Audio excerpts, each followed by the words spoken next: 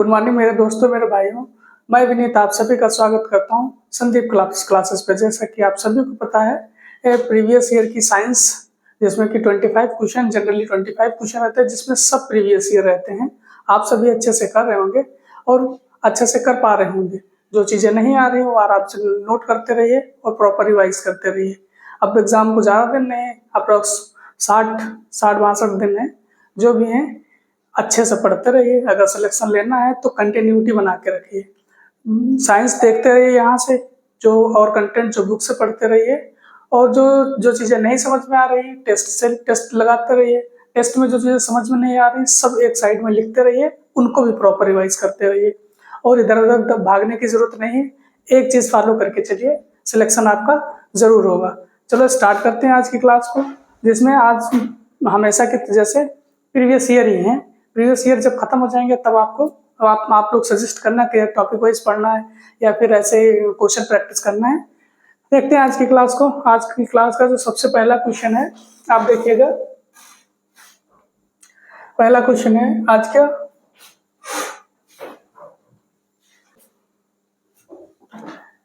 Ramesh bulb का filament बनाने के लिए एक सामग्री चुनना चाहता है। चुनी गई सामग्री में निम्नलिखित में से कौन सा गुण होना चाहिए। मान लो आपको बल्ब बनाना हो, बल्ब का फिलामेंट बनाना हो। अगर आप बल्ब के फिलामेंट के बारे में जानते होंगे तो उस चीज को अच्छे से चूज करेंगे। अब फिलामेंट की बात करेंगे। अब देखो, बल्ब का फिलामेंट, इसमें क्या क्या पूछेगा। नंबर 1 इसमें पूछेगा ये बना किस चीज का होगा। तो ये किसका बना होगा? टंगस्टन का बना होगा, टंगस्टन का। अब पूछेगा बल्ब के अंदर जो गैस भरी होती है वो कौन सी होगी। तो देखो, argon and nitrogen. Argon and nitrogen भरी होगी बल्ब के अंदर। अब देखो, सबसे बड़ी बात यह है, अब जैसे आपको टंगस्टन फिलामेंट चूज करना हो तो क्या करोगे आप। तो देखो ऑप्शन पढ़ो। कम गलनांक रखोगे, उच्च तापमान पर चमकने की क्षमता रखोगे, या फिर उच्च प्रतिरोध रखोगे। देखो, अगर कम गलनांक रखोगे तो कम गलनांक रखने का मतलब ये है कि वो गर्म होगा और मेल्ट कर जाएगा और बल्ब फ्यूज हो जाएगा। कम गलनांक रखोगे तो वो उसका जो फिलामेंट होगा गल जाएगा, मेल्ट कर जाएगा और फ्यूज हो जाएगा। तो आप कम गलनांक तो रखोगे नहीं। तो ये तो ऐसे ही कट गया, ना। अब देखो नेक्स्ट देखो, उच्च तापमान पर चमकने की क्षमता। हाँ, ये आप रखोगे कि उच्च तापमान पर चमकने की क्षमता। जैसे जब कितना भी गर्म वो हो जाए तब भी वो चमके, तो ये तो आप रखोगे, ये तो सही है। अब अगला वाला पढ़ो, उच्च प्रतिरोध। अब देखो, जब उच्च तापमान पर चमकने की क्षमता रखोगे तो प्रतिरोध अपने आप उच्च रखोगे। प्रतिरोध अपने आप उच्च रखना ही पड़ेगा। अगर प्रतिरोध उच्च नहीं रखोगे तो ये चीज आ ही नहीं पाएगी। तो प्रतिरोध उच्च रखना ही पड़ेगा आपको। तो ये भी सही हो गया, ये भी सही हो गया। तो कौन सा ऑप्शन सही होगा? Option 2 and option 3। तो ऑप्शन 2 एंड ऑप्शन 3 ये आपके सही होंगे। तो आंसर कौन सा सही हो जाएगा? तो आंसर सही हो जाएगा आपका दूसरा एंड तीसरा। तो दूसरा तीसरा किसमें है? दूसरा तीसरा है ऑप्शन डी में। ऑप्शन डी में दूसरा एंड तीसरा है, दूसरा तीसरा ऑप्शन डी। तो आंसर कौन सा हो जाएगा? आंसर डी हो जाएगा। देखो आंसर ये गलत है, आंसर 1 इसमें है तो ये भी गलत हो गया। 2 केवल है नहीं, तीसरा भी सही है। तो ऑप्शन डी इज करेक्ट है। तो देखते हैं नेक्स्ट क्वेश्चन आपका ये है, निम्नलिखित में से किस खाद्य पदार्थ में आयरन की मात्रा अधिक होती है। कौन सा, ये निम्नलिखित मतलब जो ऑप्शन दिए गए हैं इनमें से कौन सा पदार्थ है जिसमें आयरन की मात्रा अधिक होती है। जिसमें आयरन की मात्रा अधिक होती है। अब देखो पूछेगा आयरन से कौन सी बीमारी होती है, तो देखो आयरन की कमी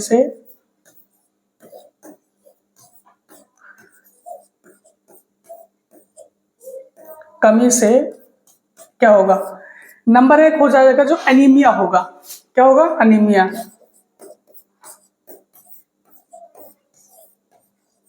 एनीमिया होगा, ये ज्यादातर फीमेल्स में होता है। और आयरन, अब देखो जो का नाम आपका आरबीसी होगा तो इसमें जो हीमोग्लोबिन होता है तो किसका होगा, हीमो मतलब होगा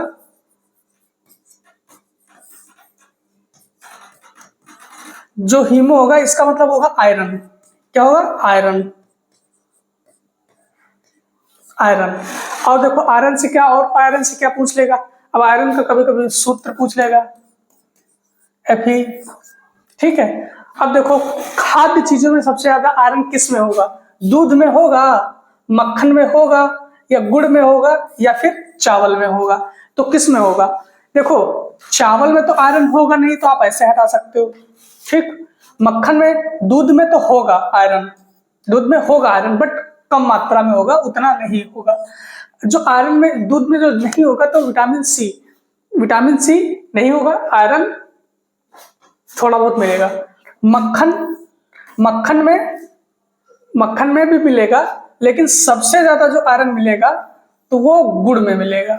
गुड़ में जो सबसे ज्यादा मिलेगा वो आयरन गुड़ में, यहाँ पे इन ऑप्शनों में सबसे ज्यादा गुड़ में मिलेगा।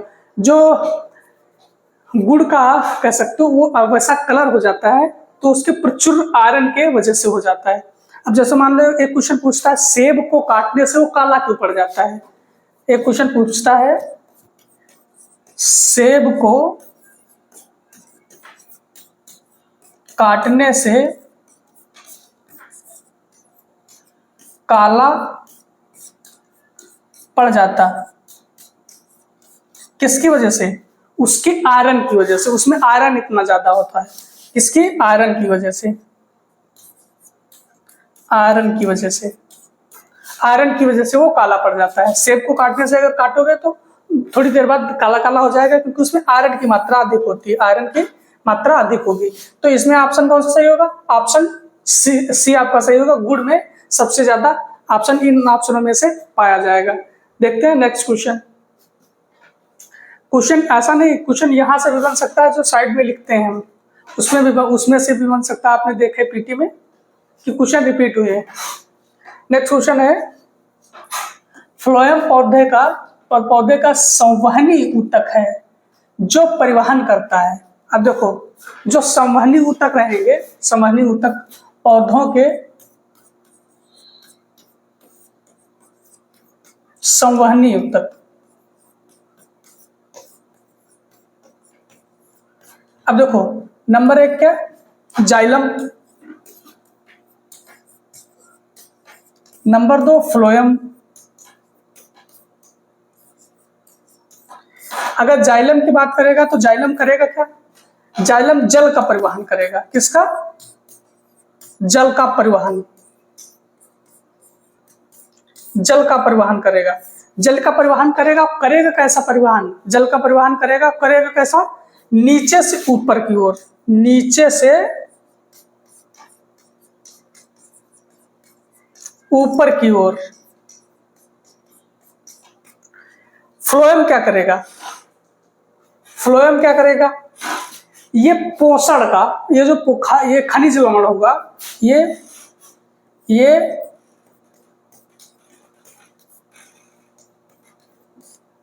खनिज लवण का परिवहन करेगा,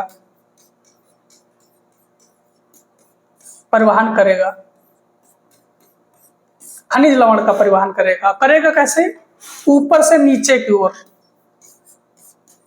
ऊपर से नीचे की ओर, मतलब पत्तियों में बनेगा और पूरे प्लांट में ट्रांसपोर्ट होगा। तो आप देख लीजिए फ्लोएम पौधे का संवहनी ऊतक है जो परिवहन करेगा पानी का तो जाइलम करेगा, तो ये ऑप्शन तो होगा नहीं। गैस का परिवहन कोई करेगा? ऑक्सीजन का परिवहन करने की जरूरत नहीं होती है, ऑक्सीजन के परिवहन करने की जरूरत नहीं होती। प्लांट में ऐसा होता है कि जो कार्बन डाइऑक्साइड वो लोग ऑब्जॉर्व करते हैं, इनहेल करते हैं, फिर ऑक्सीजन रिलीज करते हैं। तो ये भी नहीं होगा, तो जाइलम फ्लोएम क्या करेगा? पोषण तत्व का परिवहन करेगा, पोषण तत्व का परिवहन करेगा। ये सारी चीजें समझ में आई? नोट भी करते चलिए। देखते हैं नेक्स्ट क्वेश्चन। नेक्स्ट क्वेश्चन अपना है, निम्नलिखित में से कौन सा तत्व अधिकतम वैलेंस इलेक्ट्रॉन दिखाता है?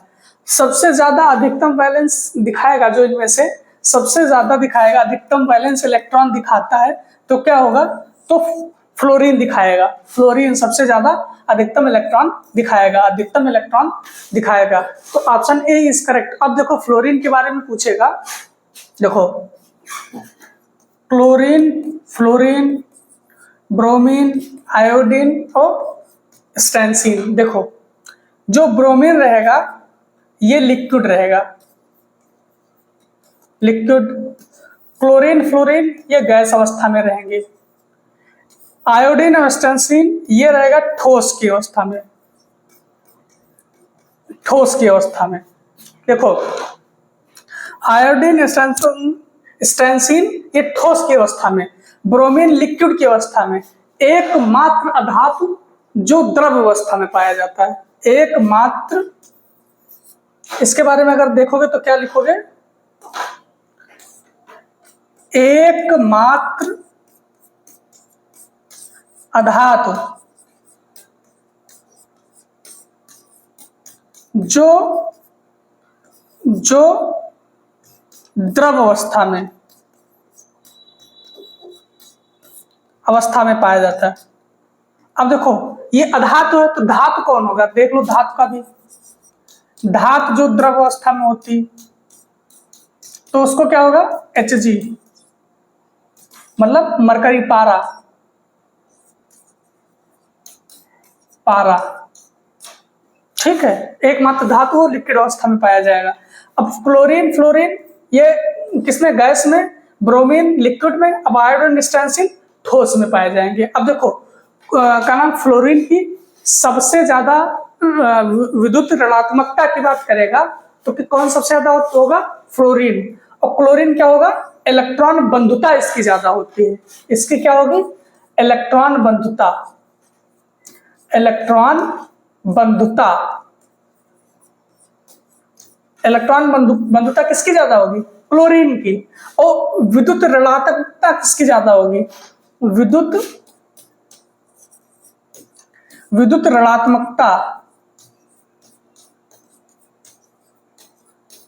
ऋणात्मकता किसकी ज्यादा होगी?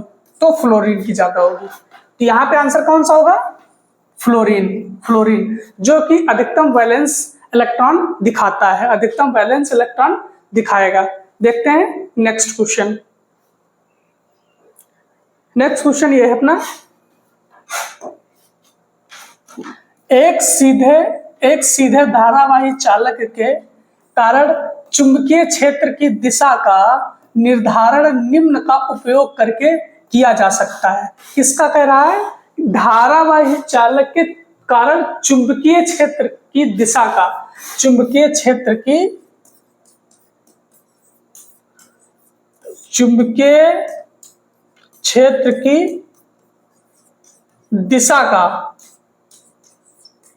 दिशा का निर्धारण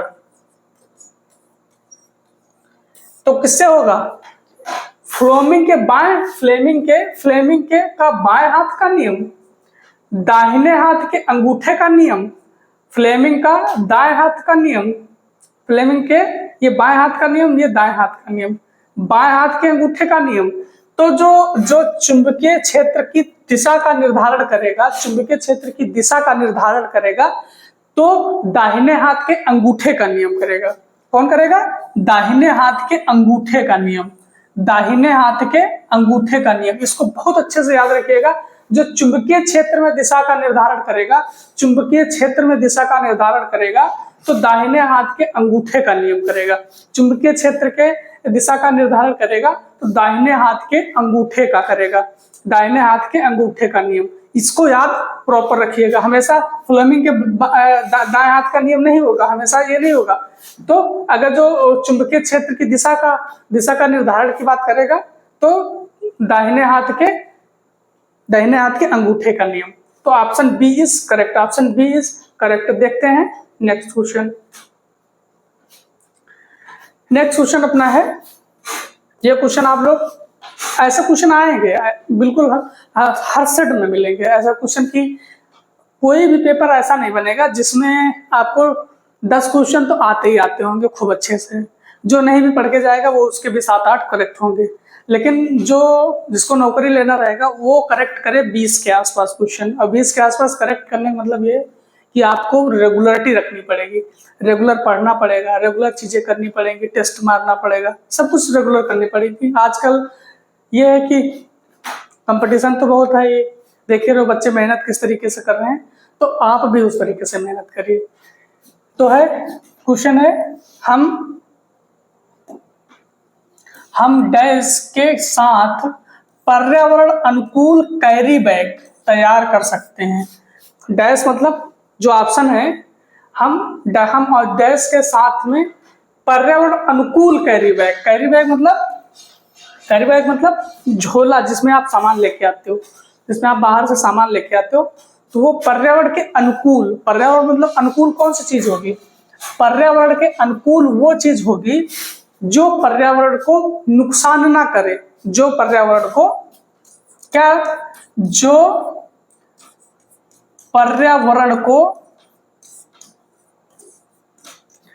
हानि ना पहुंचाए,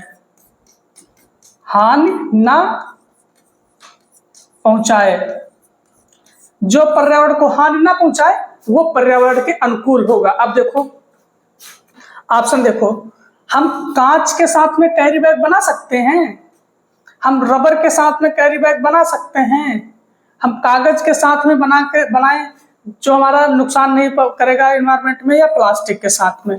अब देखो अगर मान लो हमने प्लास्टिक के साथ में बनाया कैरी बैग अपना, प्लास्टिक के साथ में, तो प्लास्टिक तो नॉन बायोडिग्रेडेबल है, इसको तो हम सड़ा ही नहीं सकते, ये तो हमारे पर्यावरण को नुकसान करेगा, तो ये नुकसान करेगा तो ये ऑप्शन होगा नहीं। अब देखो रबर के बारे में जो आप देख रहे हो, तो प्लास्टिक जैसी इमेज बन रही होगी कि ये भी हमारे पर्यावरण को नुकसान करेगा और कांच भी पर्यावरण को नुकसान करेगा। एकमात्र ऐसा ऑप्शन है कागज, जो बायोडिग्रेडेबल भी है, जिसको हम आसानी से सड़ा भी सकते हैं और पर्यावरण को नुकसान भी नहीं करेगा। तो जो पर्यावरण के अनुकूल हम कैरी बैग बनाएंगे, तो बनाएंगे किसका? कागज का बनाएंगे। किसका? कागज का। आजकल आप देख भी रहे होंगे कि बड़े बड़े शहरों में जो कैरी बैग मिलते हैं कागज के ही मिलते हैं, वो पर्यावरण के अनुकूल हैं। तो ऑप्शन कौन सा आपका सही होगा? Option C is correct, option C is correct. Reality में जो पॉलीथीन रहती है कैरी बैग, तो उसको तो बैन नहीं कर देना चाहिए, बहुत हार्मफुल होती है वो। तो ऑप्शन सी करेक्ट हो जाएगा। ये चीज समझ में आई। देखते हैं नेक्स्ट क्वेश्चन। नेक्स्ट क्वेश्चन अपना है, तत्वों का उनके संयोजकता कोष इलेक्ट्रॉनों के अनुसार सही क्रम क्या है? संयोजकता कोष किसके? तत्वों का उनके संयोजकता कोष इलेक्ट्रॉनों के अनुसार सही क्रम क्या है? तो देखो सही क्रम सबसे ज्यादा किसका होगा? संयोजकता कोष इलेक्ट्रॉन सबसे ज्यादा फ्लोरीन, इसमें जो है सबसे ज्यादा फ्लोरीन का होगा। तो सबसे ज्यादा फ्लोरीन का होगा, ये कम है, ये भी काटो, ये भी काटो, ये बीच में, तो ऑप्शन बी होगा। Option B is correct. सबसे ज्यादा उसका अब फ्लोरीन का, फिर ऑक्सीजन, फिर कार्बन, फिर लिथियम, तो ऑप्शन बी इज करेक्ट। देखते हैं नेक्स्ट क्वेश्चन। नेक्स्ट क्वेश्चन है, कुछ खाद्य पदार्थों को तेजी से पकाने के लिए हम डैश का उपयोग कर सकते हैं। देखो कभी कभी ऐसा होता है, कुछ खाद्य पदार्थ जैसे हम कुछ खाने का कुछ बना रहे हैं, तो उसको जल्दी पकाने के लिए हम कुछ ऐड कर देते हैं। ऐड कर देते हैं तो जल्दी पक जाता है खाना। तो देखो सोडियम क्लोराइड NaCl, ये क्या है? ये नमक ही तो है, ये नमक है ना, ये नमक है अपना। बेकिंग पाउडर, खाने का पाउडर, बेकिंग पाउडर, इसका अगर फार्मूले की बात करेंगे, baking powder Na baking powder, sodium by carbonate, sodium by carbonate, sodium by carbonate baking powder. Bleaching powder की बात करेंगे तो bleaching powder CaOCl2, CaOCl2। Ammonium chloride तो किसका सबसे ज्यादा उपयोग करेंगे? देखो हम अगर ऑप्शन बी ना होता, ऑप्शन बी ना होता, ऑप्शन बी ना होता, ऑप्शन बी ना होता तो हम ऑप्शन ए भी मार सकते हैं, क्योंकि सोडियम क्लोराइड नमक काम करता है, नमक पकाता है खाने को जल्दी, नमक खाने को जल्दी पकाता है, लेकिन उससे जल्दी पकाता है सोडियम बेकिंग पाउडर, उससे ज्यादा सोडियम बाई कार्बोनेट जल्दी पकाता है, सोडियम बाई कार्बोनेट। तो ऑप्शन हम बी मारेंगे यहाँ पे, option B is correct, option B सही करेंगे यहाँ पे। अगर ऑप्शन बी बेकिंग पाउडर नहीं होता तो हम सोडियम क्लोराइड को ले सकते थे सही, क्योंकि हम सोडियम क्लोराइड भी, नमक भी खाने को जल्दी पकाता है। आपने एनालाइज भी किया होगा कि अगर नमक डाल देते हो तो जल्दी खाना पकता है। तो यहाँ पे जो ऑप्शन सही होगा तो ऑप्शन बी सही हो गया। ब्लीचिंग पाउडर तो आप जानते हो कि अगर फार्मूले की बात करें तो कैल्शियम ऑक्सीक्लोराइड होता है, कैल्शियम। और ब्लीचिंग पाउडर किस लिए यूज करते हैं, व्यंजक चूर्ण किस लिए यूज करते हैं, ये सब चीजें अच्छे से पढ़ के जाना। सोडियम क्लोराइड NaCl, अगर सोडियम क्लोराइड की बात करेंगे तो बनेगा कैसे? तो देखो अम्ल, सोडियम क्लोराइड कैसे बनेगा? अम्ल प्लस क्षार को मिलाएंगे जब तो क्या बनेगा? लवण प्लस जल। इस अगर अभिक्रिया की बात करेंगे तो कौन सी अभिक्रिया होगी? ये उदासीनीकरण अभिक्रिया होगी,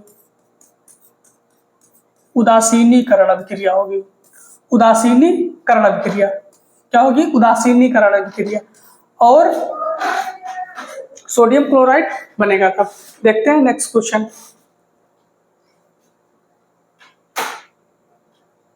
नेक्स्ट क्वेश्चन अपना बहुत बड़ा क्वेश्चन है, देख लेते हैं। आप देखो अब भी नहीं आ रहा है,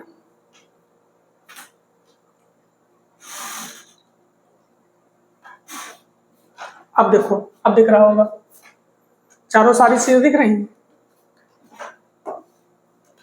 लिखा है मेंडल से पहले कई वैज्ञानिकों ने मटर और अन्य जीवों में लक्षणों की वंशानुक्रम का अध्ययन शुरू कर दिया था, लेकिन मेंडल वंशानुक्रम के नियम देने में सफल रहे। मेंडल की सफलता के कुछ तर्क नीचे दिए गए हैं। एक को छोड़कर सभी सही हैं, सभी सही हैं। गलत तर्क की चयन करें, गलत तर्क की चयन करें। नीचे दिए गए, नीचे से सही विकल्प चुने। देखो क्या करना है, गलत तर्क आपको चुनना है। गलत तर्क सबसे पहले ये है, क्या करना है? गलत तर्क जो है, गलत तर्क को चुनना है आपको, गलत तर्क को चुनना है। उन्होंने छोटे नमूने आकार के साथ काम किया, देखते हैं। उन्होंने प्रत्येक पीढ़ी में एक विशेष गुण वाले व्यक्तियों को की गिनती रखी, ये तो सही है। ये तो आपने पढ़ा होगा कि उन्होंने हर एक पीढ़ी के एक इंडिविजुअल व्यक्ति की गिनती रखी। उन्होंने एक समय में एक चरित्र की विरासत का अध्ययन किया, जबकि उनसे पहले कई वैज्ञानिकों ने जीव को संपूर्ण माना था। ये भी सही है, ये भी सही है। उन्होंने विज्ञान और गणित के अपने ज्ञान को मिश्रित किया, ये भी सही है। तो जो सही नहीं है तो वो कौन सा हो गया? उन्होंने छोटे नमूना आकार के साथ काम किया। नहीं, ऐसा नहीं था। तो उन्होंने ऐसा नहीं था कि छोटे नमूने के आकार के साथ किया, उन्होंने सब में से छोटे एक व्यक्ति लिए उस पे काम किया उन्होंने। तो ऑप्शन ए गलत हो जाएगा। जो हमारा आंसर होगा वो ए ही होगा, क्योंकि हमको क्या कहना है, गलत तर्क ढूंढना है, गलत तर्क ढूंढना है। तो ऑप्शन ए इज करेक्ट। देखते हैं नेक्स्ट क्वेश्चन। यौगिक प्रोपेन की सजातीय श्रृंखला का चौथा अगला सदस्य क्या होगा? किसका कह रहा है? यौगिक प्रोपेन की सजातीय श्रृंखला का चौथा अगला सदस्य क्या होगा? चौथा अगला सदस्य, देखो चौथा अगला सदस्य पूछा है ना, तो कौन सा होगा? C2H4 होगा, C4H8 होगा, या फिर C6H12 होगा। ये कोई नहीं, कौन सा होगा? C7H14 होगा, C7H14 होगा, जो कि प्रोपेन के प्रोपेन की चौथा सदस्य होगा उस श्रृंखला का, चौथा। तो option B is correct, option B is correct. देखते हैं नेक्स्ट क्वेश्चन। नेक्स्ट क्वेश्चन है अपना सिल्डर, लिखा है सिल्डन और स्वान द्वारा दिया गया कोशिका सिद्धांत निम्नलिखित में से किस जीव पर लागू नहीं होता? किस जीव पर लागू नहीं होता? देखो सेल्डन और स्वान ने कोशिका का जो सिद्धांत दिया था, तो शैवाल पे लागू होगा, पशुओं पे लागू होगा, कवक पे लागू होगा। जो लागू नहीं होगा वो वायरस है, वायरस पे लागू नहीं होगा। कह रहा है किस जीव पर लागू नहीं होता है, तो वायरस पे लागू नहीं होगा। तो answer A is correct, option A is correct. देखते हैं नेक्स्ट क्वेश्चन। नेक्स्ट क्वेश्चन अपना है किसी चालक के प्रतिरोध सीधे अनुपातिक होता है। किसके सीधे अनुपातिक? प्रतिरोध, किसी चालक का प्रतिरोध। अब देखो R बराबर रो एल अपान ए। रो एल अपान ए, रो क्या है? रो है आपका, यह है मटेरियल, ये है मटेरियल। एल क्या है? एल है लंबाई, तार की लंबाई, तार की लंबाई। ए क्या है? अनुप्रस्थ काट का क्षेत्रफल है, ए अनुप्रस्थ काट का क्षेत्रफल, अनुप्रस्थ काट का क्षेत्रफल, अनुप्रस्थ काट का क्षेत्रफल। आर क्या हो जाएगा? आर प्रतिरोध है, आर प्रतिरोध है। तो देखो क्या कह रहा प्रतिरोध सीधे अनुपातिक है। तो देखो यहां से देख लो किसके किसके सीधे अनुपातिक है। आर देखो, R directly proportional to number एक मटेरियल के, रो के, नंबर दो लेंथ के, लंबाई के, दो के अनुपातिक है, डायरेक्ट अनुपातिक है। अगर इनवर्सली रिलेशन रखता तो इनवर्सली रिलेशन किसका रखता? अनुप्रस्थ काट की एरिया का, अनुप्रस्थ काट की एरिया या क्षेत्रफल का। तो देखो डायरेक्ट अनुपातिक किसका होगा? कंडक्टर के क्रॉस सेक्शन के क्षेत्रफल का। देखो क्रॉस सेक्शन का तो अनुपातिक नहीं है, इनवर्सली रिलेशन है, इनवर्सली रिलेशन है, व्युत्क्रमानुपाती है। क्या है? व्युत्क्रमानुपाती। तो कंडक्टर पर लागू संभावित अंतर के नहीं, कंडक्टर के माध्यम से प्रवाहित होने वाली धारा तो इसमें है ही नहीं, तो किसके डायरेक्ट है?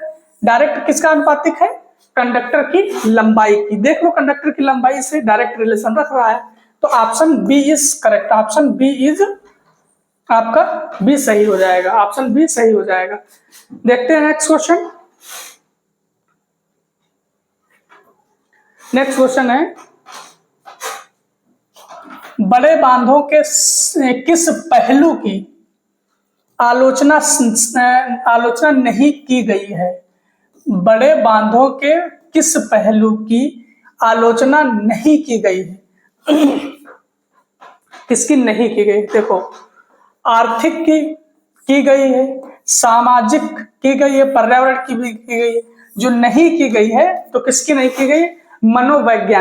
मनोवैज्ञानिक की ऐसी कोई आलोचना नहीं की गई है, नहीं की गई। तो ऑप्शन डी सही हो जाएगा।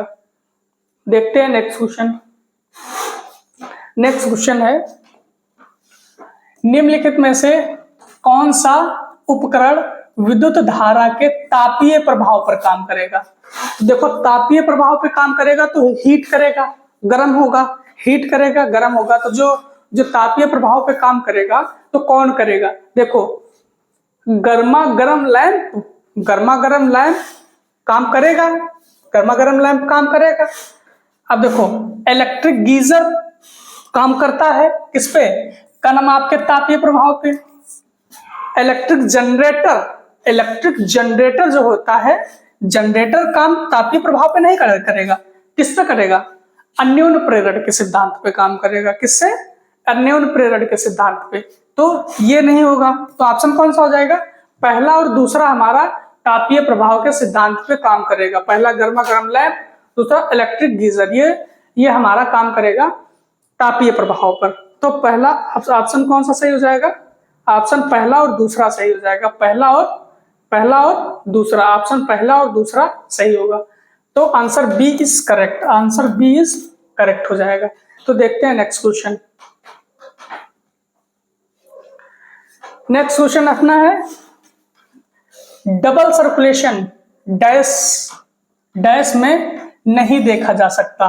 डबल सर्कुलेशन मतलब दोहरा सर्कुलेशन किसमें नहीं देखा जा सकता? तो देखो सांप में आप डबल सर्कुलेशन पढ़ते होंगे, सांप डबल सर्कुलेशन करता है, मछली भी करता है, बाज भी करता है। लेकिन एक मेढक है जो डबल सर्कुलेशन नहीं करता है, मेढक डबल सर्कुलेशन नहीं करता है। तो answer A is correct, answer A is correct, answer A सही होगा। देखते हैं नेक्स्ट क्वेश्चन। नेक्स्ट है किसी दिए गए गोलाकार दर्पण की वक्रता त्रिज्या -20 सेंटीमीटर है, दर्पण की फोकस दूरी होगी। देखो फोकस दूरी की बात करेंगे तो F बराबर वक्रता त्रिज्या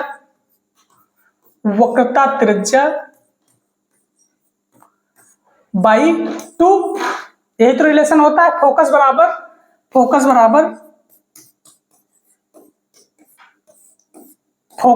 वक्रता त्रिज्या बाई 2, फोकस बराबर वक्रता त्रिज्या बाई 2। अब देखो वक्रता त्रिज्या दे दी, दर्पण की फोकस दूरी पूछ रहा है, तो देखो वक्रता त्रिज्या रखो कितनी है? -20/2। तो कितना लिखोगे? -10। तो ये सेंटीमीटर में है तो ये सेंटीमीटर में हो गया। तो कितना होगी फोकस कितना आएगा? -10 सेंटीमीटर। कितना? -10 सेंटीमीटर।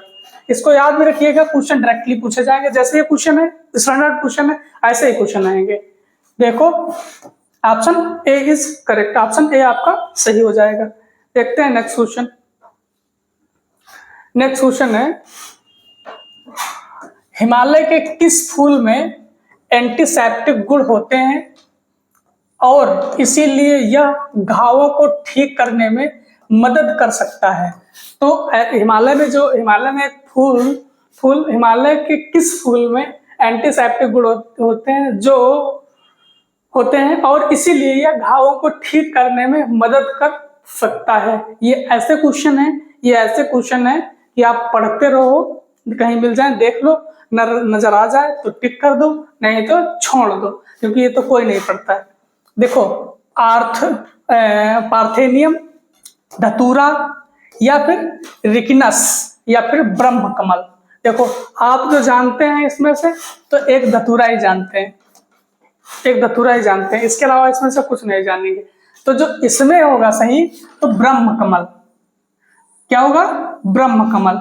अब तुक्का भी मारना तो संभल के मारना, तुक्का मारना तो ब्रह्म कमल, ये लग रहा है कि कुछ ब्रह्म से लग रहा है कि हाँ ब्रह्मा जैसा ना, तो अगर तुक्का मारना तो यही मारना, ब्रह्म कमल। अब मैंने बता दिया तो तुक्का मारना क्या, इसको याद कर लो और कहीं लिख लो, नोट कर लो साइड में। तो क्या होगा? ब्रह्म कमल एकमात्र ऐसा फूल है जो घावों को भरने में कारगर है, और हिमालय के आसपास क्षेत्रों में पाया जाता है। तो ऑप्शन आपका ए सही हो जाएगा। तो देखते हैं नेक्स्ट क्वेश्चन। नेक्स्ट क्वेश्चन है अपना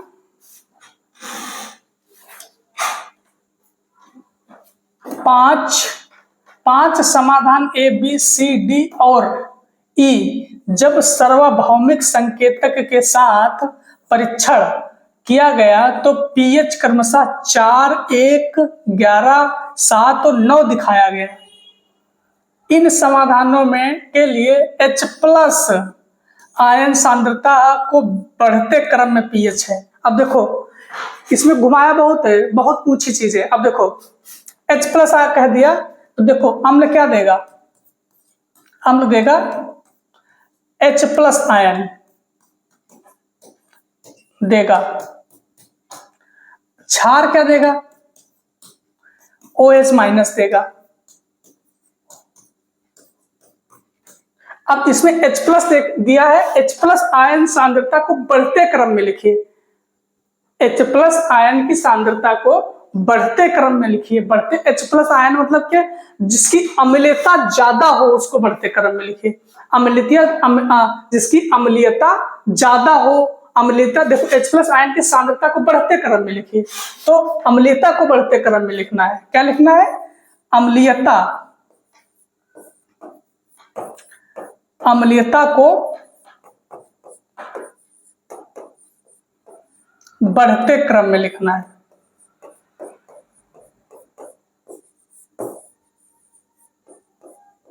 लिखना है। अब देखो अम्लीयता को बढ़ते क्रम में लिखेंगे कैसे, देखो अम्लीयता को बढ़ते क्रम में लिखेंगे कैसे। अब उसके लिए उन्होंने पीएच का मान दे रखा है कि ए का कितना है। अब ए का कितना है, ए, बी, सी, डी और ई, इतना दिया ना। तो ए का कितना दे दिया गया, 4 पीएच। बी का कितना दे दिया गया, 1। सी का 11। डी का है 7 और ई का है 9। ई का है 9। ये दे दिए गए, ये पीएच मान है आपके, ये पीएच मान है, पीएच मान दिए गए हैं सारे, ये सारे पीएच मान हैं, पीएच मान दिए गए हैं। ठीक है। अब देखो कह रहा अम्लीयता का बढ़ता क्रम, यही तो कह रहा है H+ आयन की सांद्रता का बढ़ता क्रम। H+ कह दिया, समझो अम्लीयता कह दिया, अम्लीयता का बढ़ता क्रम। तो देखो सबसे जो ज्यादा अम्लीय होगा इसमें तो कौन होगा, सबसे कम इसका पीएच होगा, वो सबसे ज्यादा अम्ल होगा, वो सबसे ज्यादा अम्लीयता रखता होगा। तो सबसे कम पीएच मान किसका है, ये देख लीजिए। सबसे कम पीएच मान है बी का। तो सबसे कम बी का है, तो अम्लीयता का बढ़ता क्रम लास्ट में बी आएगा। देखो लास्ट में बी आएगा, तो बी आएगा लास्ट में, तो बी आएगा लास्ट में, सबसे ज्यादा इसी का होगा। इससे कम किसका होगा, इससे कम एक से और कौन बड़ा लग रहा है, एक से बड़ा लग रहा है 4, तो ए होगा। फिर 4 से और कौन बड़ा है, 4 से और कौन बड़ा है, तो आपका 7 डी। फिर इससे बड़ा कौन है, फिर ई। फिर आपका C11। अब ये सीरीज जो है ना, ये सीरीज, तो ये कह सकते हो यहां जो C है ना सबसे कम अम्लीयता रखता होगा, सबसे कम अम्लीयता C रखता होगा। फिर बढ़ता जा रहा B सबसे ज्यादा अम्लीयता रखता है, B सबसे ज्यादा अम्लीयता रखता है, जो कि हमसे पूछ रहा है कि H+ आयन की सांद्रता बढ़ते क्रम में, H+ आयन की सांद्रता बढ़ते क्रम में। तो ये देख लीजिए CE DAB, CE ऑप्शन आपका सी इज करेक्ट, ऑप्शन सी आपका सही हो जाएगा। ये क्वेश्चन इस टॉपिक से क्वेश्चन बनेगा तो ऐसा ही बनेगा, कहीं पीएच मान पहचानने को दे देगा, कहीं आपको पीएच मान ये पूछ लेगा इसका टेस्ट कैसा है, या फिर जो आपका बेस है वो कैसे कन्वर्ट करता है रंग को, क्षार है वो कैसा कन्वर्ट करेगा, एसिड है वो कैसा कन्वर्ट करेगा, तो वो सारी चीजें पूछ लेगा। एक क्वेश्चन इस टॉपिक से श्योर है आना। देखते हैं नेक्स्ट क्वेश्चन। तो नेक्स्ट क्वेश्चन है अपना, नेक्स्ट क्वेश्चन ये है, निम्नलिखित प्रक्रिया डैश का एक उदाहरण है। डैश का एक उदाहरण है, तो किसका उदाहरण है? देखो MgOH2 है, MgOH का होल ट्वाइस प्लस 2HCl है ना, 2HCl है, तो MgCl, देखो Mg आया, ये किसके साथ में? Cl के साथ में क्या हुआ?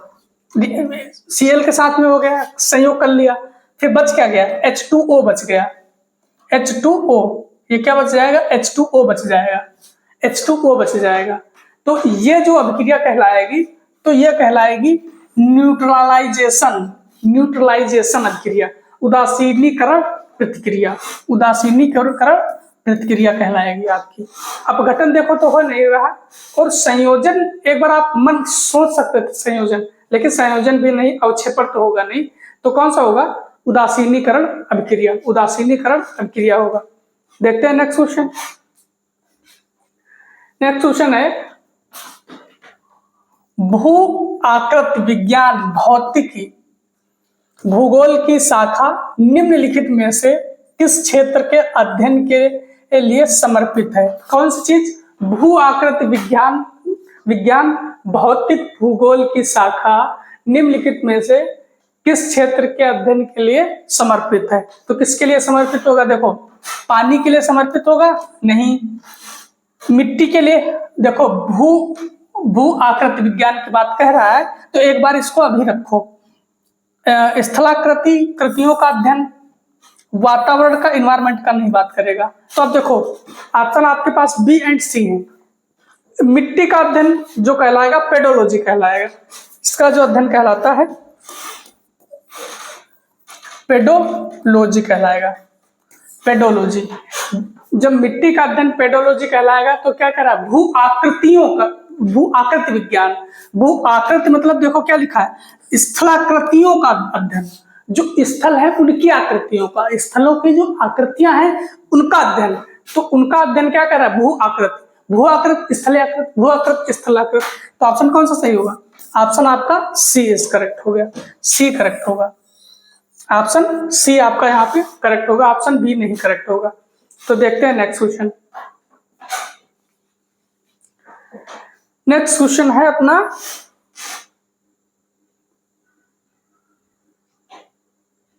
देखो नेक्स्ट क्वेश्चन, त्रिकोणीय ग्लास प्रिज्म के माध्यम से अपवर्तनांक से गुजरने वाली प्रकाश की किरण के लिए विचलन का कोण इनके बीच का होगा। किसके बीच का होगा? कह रहा माध्यम से अपवर्तन से गुजरने वाली प्रकाश की किरण के लिए विचलन का कोण इनके बीच होगा।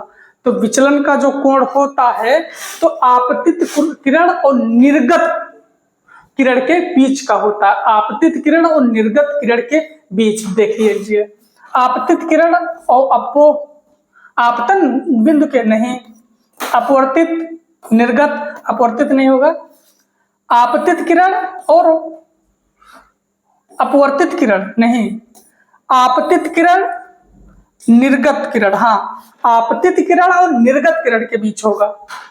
जो प्रकाश की किरण के लिए विचलन का कोण होगा आपतित किरण और निर्गत के बीच में होगा।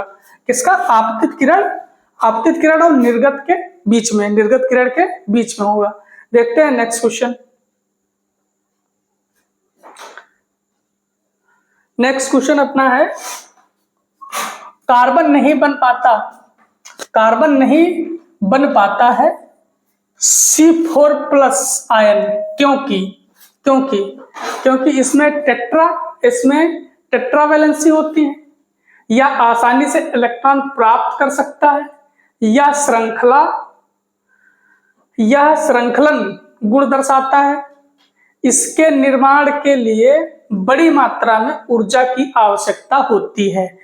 इसके निर्माण में बड़ी मात्रा में ऊर्जा की आवश्यकता होती है, तब बनता है कार्बन C4+। Carbon C4+। इसके निर्माण के लिए बड़ी मात्रा में ऊर्जा की आवश्यकता होती है। Option D is correct.